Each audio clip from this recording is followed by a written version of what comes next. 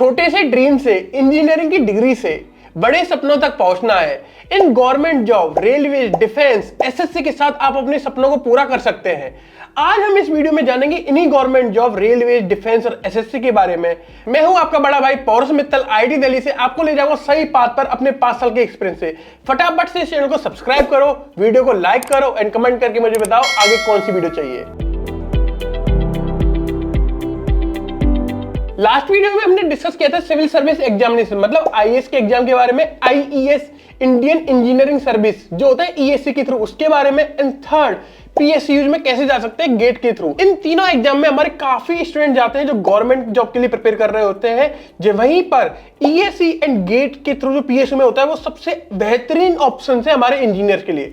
अभी जो मैं ऑप्शंस के बारे में बात करने वाला हूं वो है रेलवे, डिफेंस एंड एसएससी। तो बात करते हैं सबसे पहले रेलवेज के बारे में। इंडिया के पास सेकंड लार्जेस्ट नेटवर्क है रेलवे का, तो भाई लाजमी सी बात है, तो रेलवे की जॉब भी बहुत सारी होंगी। हर साल बहुत सारी जॉब्स निकलती हैं इंजीनियर्स के लिए, ग्रुप ए से लगा के ग्रुप डी तक, ABCD की सब तरह की जॉब निकलती है। और सबसे इंटरेस्टिंग बात यह है भाई, इनका रेलवे का क्वार्टर भी मिलता है, मतलब घर फ्री। तो भाई इनका एग्जाम कराते हैं RRB, railway recruitment board.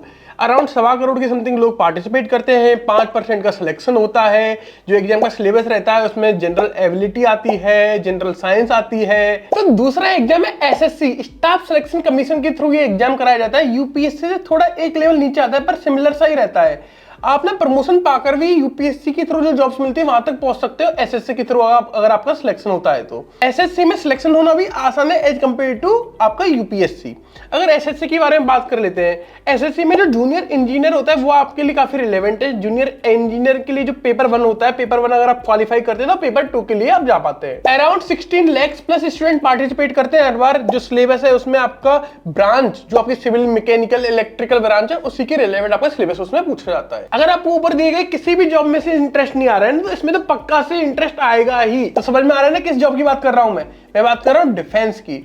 Defence भी इंजीनियर्स को काफी लेवल पे रिक्रूट करता है, टेक्निकल एंड नॉन टेक्निकल दोनों ही लेवल पर, आर्मी, नेवी एंड एयरफोर्स। चलो बात करते हैं इन 6 एग्जाम्स की जो ये फोर्सेज कराती है अपने रिक्रूटमेंट के लिए। टेक्निकल एंट्री स्कीम एग्जाम, ये इंडियन आर्मी कराती है अपने टेक्निकल ग्रेजुएट कोर्स के लिए। सेकंड पर आता है Indian naval academy exam, INA exam बोलते हैं। इसके थ्रू जो सर्विस मिलती है वो शॉर्ट सर्विस कमीशन ऑफिसर्स में आपको सर्विस मिलती है, नेवी कराता है इस एग्जाम को। थर्ड पर आता है NDA exam, national defence academy exam. नाम तो सुना ही होगा, बहुत ज्यादा पॉपुलर है क्योंकि इसको यूपीएससी कराता है, union public service commission.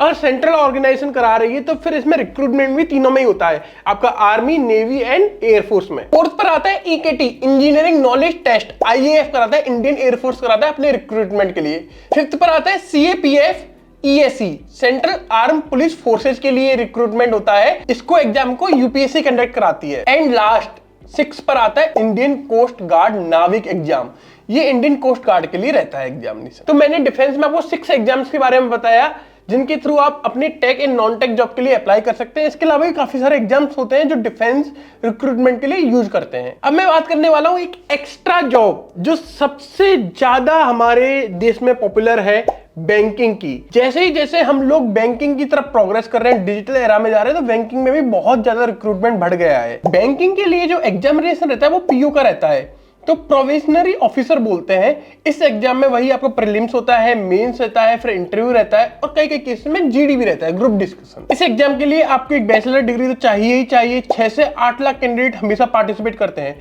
Bank PO की अगर आप अच्छे से तैयारी करते हैं तो उसको निकालना बहुत आसान है, मतलब पर तैयारी तो करनी पड़ेगी ना। तो यार दोस्तों, मैंने काफी कवर किया आज की इस वीडियो में। मैंने स्टार्ट किया था आपका रेलवे के थ्रू, फिर मैंने आपको एसएससी बताया, फिर डिफेंस बताया, फिर मैंने आपको ये बैंकिंग के बारे में बताया। हर किसी एग्जाम के बारे में मैंने आपको थोड़ा सा ब्रीफ कर दिया है। डिटेल के लिए आप मुझे बताइए कमेंट में, अगर किसी भी एग्जाम के बारे में डिटेल में वीडियो बनानी है तो मैं इस पर आपके लिए डिटेल में वीडियो लेकर आऊंगा। और उससे पहली वाली जो पार्ट 1 वीडियो, इसको रेफर करना मत भूलना। उसमें मैंने आपको IAS सिविल सर्विस एग्जाम के थ्रू जिसमें आप जा सकते हैं, देन इंजीनियरिंग सर्विस एग्जामिनेशन मतलब IAS जिसमें आप बनते हैं, एंड थर्ड PSU में जाने के बहुत अच्छे ऑप्शन बताए जो इंजीनियर्स के लिए सबसे सुटेबल है, तो उसको जरूर रेफर करना। ऐसी इंटरेस्टिंग वीडियो जानने के लिए हमारे चैनल को सब्सक्राइब करो और इस वीडियो को लाइक एंड शेयर जरूर करना।